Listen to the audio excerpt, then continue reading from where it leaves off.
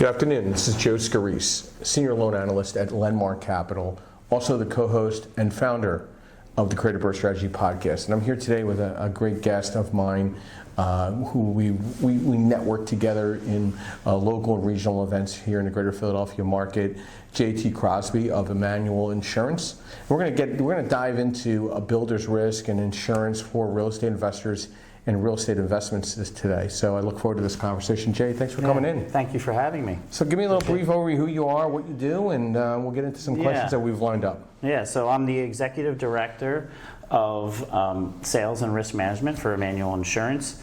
I've been with the agency for over 15 years now. My father started a steel fabrication and erection business, and I've been in construction and real estate for my whole life. So it made sense for me to take my career and put it toward insurance in construction. So, as we were talking before we started the podcast this morning, a lot of fixed to rent, a lot of fixed to flip, a lot of new construction. Most of it's going toward long-term rental right now. What exactly does builder's risk insurance cover for that investor getting into that initial deal? Yeah, it's a great question. So there's two different avenues it can go. If there's already an existing structure already there, then you're going to put a vacant under reno policy in place, and it's going to cover the existing structure, it's going to cover all the renovations, and you're also going to have the general liability along with it as well. If it's completely ground up, then that's going to look a little bit different. So you're going to have a builder's risk that's going to cover the sticks and bricks of it, the physical property, and then you'll have a separate general liability policy that will cover you while the property is being built, while there's no one on site for any kind of slip and fall, and it'll also provide you coverage for after the property is done and complete with some extended completed operations. So what type of projects are eligible for this coverage? So any kind of new construction that you're working on, anything that is, a rehab project, those are the different avenues that they're looking at to see what kind of policy needs to be put in place. So what should be listed, as the named insured on the policy? Because there's always a couple because there's an LLC, and then there's personal guarantors within the LLC. Yeah. Is everybody in that, or is it just the LLC? Well, what you want to make sure is so insurance is always following the contract, right? And there's a pyramid. It starts with the owner developer, then down to the GC, and then the GCs to the subs. So when you're placing the insurance, understanding those contracts and the indemnification language that's put in there is so important. So in this particular instance, when you're looking at a builder's risk, I always recommend that both the owner and the GC are listed on the policy together. You don't need to list the subs, it's just the owner and the GC. So what perils are covered and which are excluded, and what should I be looking out for when it comes to this? Yeah, your obvious ones are fire, theft, water damage. Now, where you could run into some issues is when you have a very old building and you're trying to ensure that existing structure for that gut renovation. A lot of times the carrier is going to put it on an actual cash value basis, which means they're going to depreciate it if there is a partial loss. So you want to make sure that you have the coverage that's in there on special form versus a basic form, so that you would have coverage, say that if there was any kind of water damage that happens. Also, depending on the area that it's in, depending on the crime score, will dictate whether or not they'll provide theft. Because a lot of times you have projects, they're not very well lit, it's late at night, they've just put a whole bunch of copper or a whole bunch of lumber in, on the site, and what happens? Something gets legs. Yeah. Yeah. Also, there's a lot of board ups in the area as well. Right. Or a used car lot made up in the back of the building. Yeah. Those things strike some alarms for insurance carriers, I think, as well. And so now the insurance carriers are looking to see what kind of precautions are put in place. And now, the best thing that I could tell any developer to do. Like, fencing and lighting is by far the number one thing that will help protect your site, right? Getting to know the neighbors, having the neighbors know what you're doing, that you're involved with the community, you're trying to make it a better place, and having them watch out for you as well. Depending on the size of the project, the larger ones need to have staff that are there 24/7. Yeah. Or you'll be able to have cameras set up that are all being monitored as well. So does the policy cover soft costs like legal fees, interest, or lost rents? Yes, as long as you put it onto the builder's risk. The biggest one is the loss of rental income, or like the sale, right? The builder's risk, the way that they're designed, all of the risk comes at the end of the project, because that's when all the work is done, right? So if we are like 2 weeks out, and then all of a sudden there's a fire right before you got the CO for the project, that's when the insurance carrier has its biggest exposure, because everything's already been done and built. So that project could have been already under agreement for sale. So now what happens? Well, now you're not getting that money. So unless you have it endorsed onto the policy, you're not going to be able to collect for that money that's being lost for the sale or for the rent. So, as you know, some projects take a little longer than others. The average renovation loan is like 7 months for people to get out of the deal. Yeah. We're requiring, as a lender, 12 months of insurance prepaid. Yeah. What if the deal goes longer than 12 months and they got to do an extension for 3 months? How does that reflect back to you as the insurance carrier and builder's risk? Yeah. So some projects, if they're large enough, and I'm talking projects that are 15 million plus, you can get those put, if they know it's going to be a 2-year project or a 3-year project, they'll write the policy for that. Based on that. Based on that. Now, let's say if it's a project and it's less than that, then what they're going to do, it'll be on an annual term, but it'll be on a renewal basis, and you're locked in on the rate. So they're not going to change the rate on you. They know it's an 18-month project. The term goes for its 12 months. They automatically renew it for another 12. You're finished in 18. You're getting 6 months back of premium on the back end. Or when 18 without their choice. But we've seen those happen as well. Yeah. You talked about materials before, but are materials in transit or stored on site or off site covered? Yes.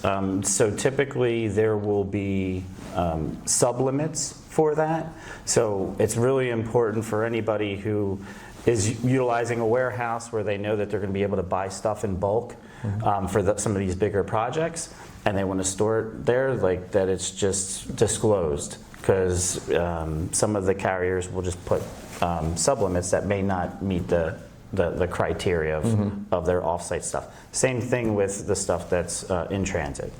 So what is the claims process like if something goes wrong? Yeah.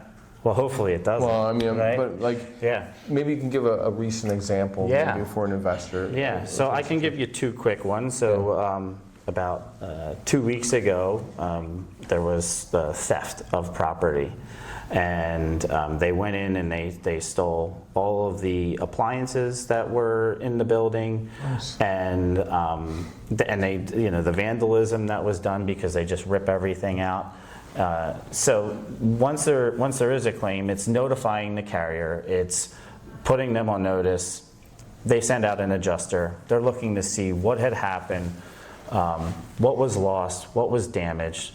So you submit your receipts, you show them, what had happened, and it's actually very simple. And then they go and they'll cut you a check. And then if there's anything else that's uncovered after the fact that was missed, then you'll get a supplemental check after that. Typically, what you're getting that supplemental check is on the soft costs, because soft costs take a lot longer to be able to show and evaluate. Correct. How are policy limits determined? Should they be based on total value, or is there a replacement value? I mean, there's a lot of moving parts when it comes to Yeah, how to insure? Yeah, so with insurance, you should always do it on replacement costs. So you're looking at two separate areas. You're looking at your hard costs, and then you're looking at your soft costs.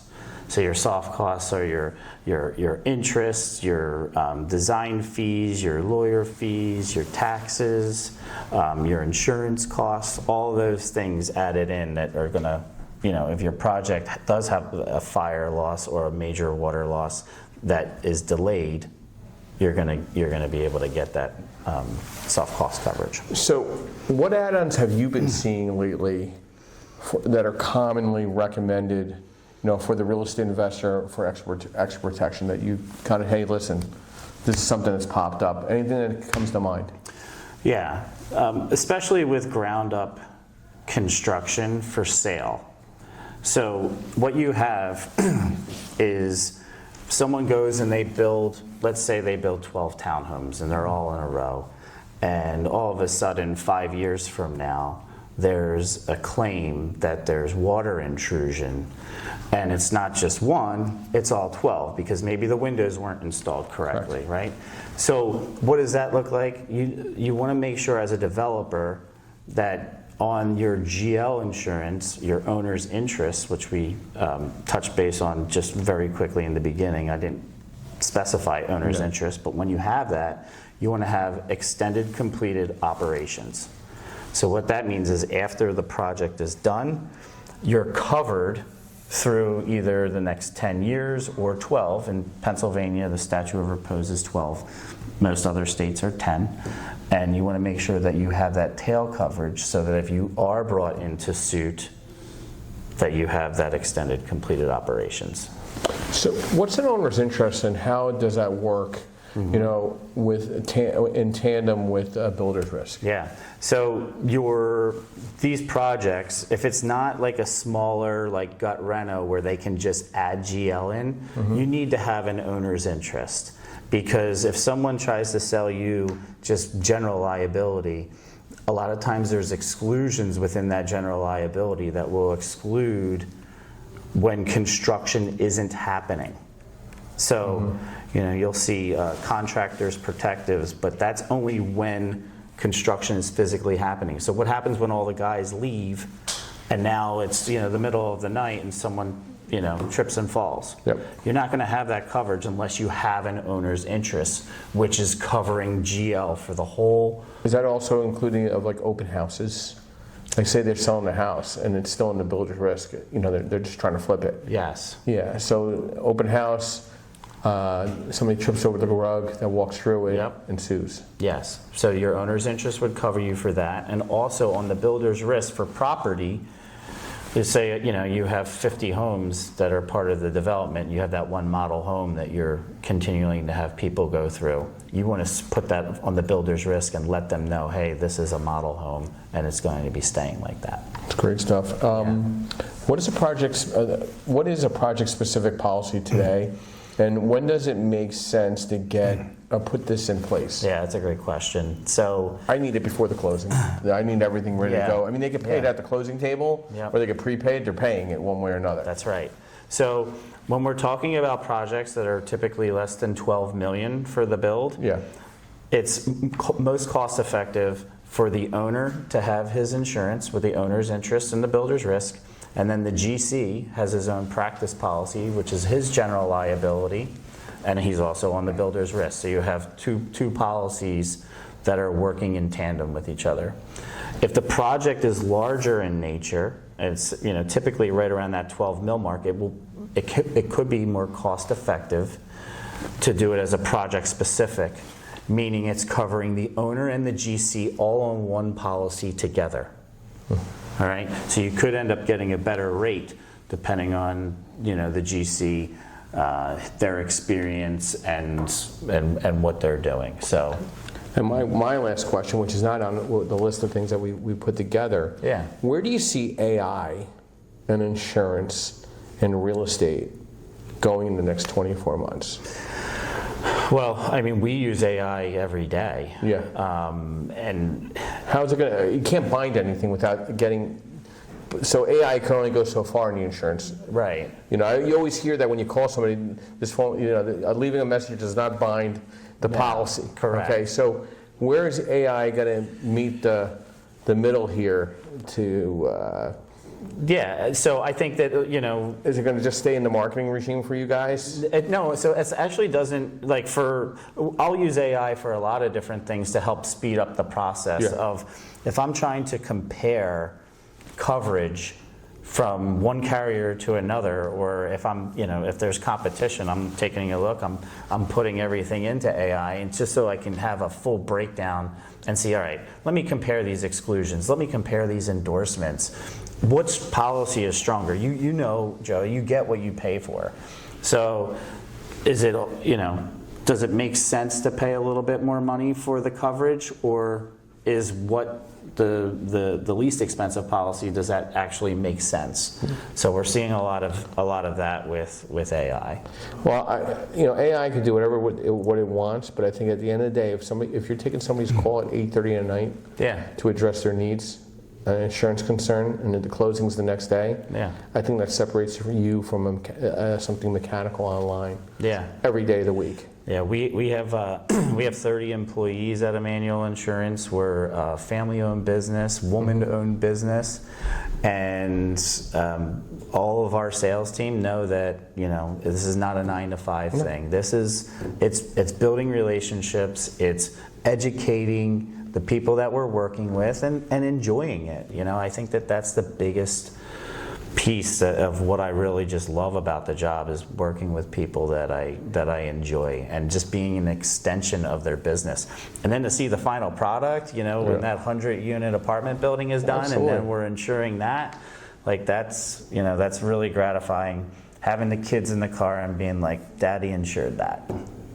So you're very passionate about what you do, and I feel that with the interview and meeting you, obviously, and your follow-up is really appreciated in a professional setting. So how do we reach out to you to sit down and get a quote put together? And, you know, how does somebody set up or arrange getting in touch with you to discuss their policies? Yeah, so you can go to our website, which is Emmanuel Insurance. You can reach me by phone, which is the most preferred method. My cell number is 610-217-9773, or you can send an email to me at crosby@emmanuelins.com. Well, Jay, I'd like to thank you for coming in here for the Creative Birth Strategies podcast. Yeah. Always welcome to come back. I'm going to try to get you to come and speak, as well as some of our live events coming up in the summertime. So again, have a great weekend. Everybody have a wonderful weekend. Thank you for tuning in. This is Joseph CRIS at Lenmar Capital, your senior loan analyst, co-founder and co-host of the Creative Birth Strategies podcast. And have a great day. Thank you. Thank you.